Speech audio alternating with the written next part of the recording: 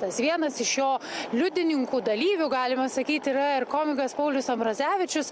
Tai Pauliau, pirmiausiai, prisiminkime tą situaciją. Kaip čia viskas vyko? Jūs tiesiog ėjote pro šalį, specialiai čia atėjote pažiūrėti? Mes turim tokią tradiciją su žmona pasivaikščioti vakare, kai išeina, ir apsukam tokį didelį ratą nuo namų per čia visur. Ir sakiau, kad noriu tanką pamatyti būtinai, nes dar nebuvo progos niekaip. Ir eidami jau link čia kažkaip kalbėjomės, kad jeigu bus kas nors bandys dėti gėles, mes nepaliksim to taip ramiai. Ir priėjom, vaikštinėm, kažką aš ten stovėjau viename kampe, tiesiog fotografuoju, nes gražu, sudegęs rusų tankas visada gražu. Ir girdžiu, kad žmona kažką ten sako, susirinkit čiukšles ar kažką tokio. Ir pagalvojau, kad jau čia kažkas yra. Ir prie kito galo tiesiog nubėgau, žiūriu, ten 3 Kovalskis, bet ne tas iš Madagaskaro, bet kitas, bet su tokiais 2 torpedom deda tas gėles ir jau ten toks konfliktas bebręstantis. Tai sudalyvavau. Sakėm, susirinkit čiukšles, jie sakė, čia ne šiukšlės, mes čia atėjom pagerbti, tada pradėjo, žodžiu, toks klasikinis, mes nieko negirdėjom, ko nebūtume girdėję per šitos metus apie tą karo to propagandos naratyvo, nuo, kad čia abi pusės kaltos, iki to, kad čia NATO spaudžia aplinkui Rusiją savo bazę stato ir panašiai.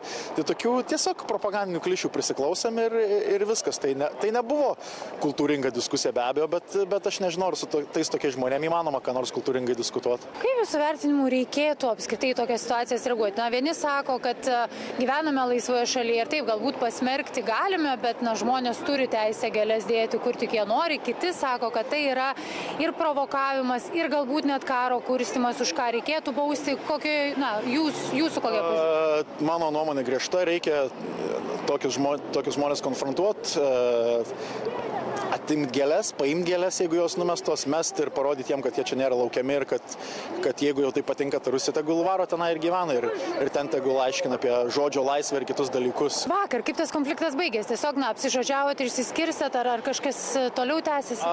Tai mes, norėčiau sakyti, kad mes juos išvijom, nes jie dingo ir nebegrįžo, kiek dar ten buvom kurį laiką, bet paskui atėjo dar viena grupelė irgi tokių panašių, su kuriais irgi buvo labai panašus susidūrimas, bet ten jie 4, gal buvo vienas net nespėjo gėlių padėti, tai ten labai viskas buvo greitai, nes man atrodo, tie žmonės, kurie buvo susirinkę aplinkui, jie jau patyrė panašų dalyką ir jie suprato, kaip elgtis reikia su tokiais žmonėm ir aš labai noriu visus paskatinti, paraginti, jeigu pamatysit, ką nors ten čia dedančius gėles ar kažką tokio, nebijokit, jie jūsų labiau bijo, jie bijo tų žmonių, kurių pusė yra tiesa ir viskas, tai aš siūlau konfrontuoti, atimti gėles, ką jie padarys, jie nieko nepadarys, jie dažniausiai patys pradeda filmuoti, ką jie inkriminuosi savo vaizdo įrašais, tai tiesiog juos reikia prieš juos eiti ir viskas.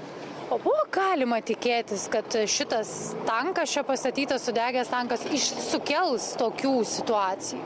Aš asmeniškai nesitikėjau, tikrai nesitikėjau ir man gal vakarykštė ta situacija nebuvo jinai tokia netikėta, nes jau dieną prieš buvo kažkas panašaus buvę, tai gal kai vakarėjo mes jau tikėjomės, kad kažkas gali būti.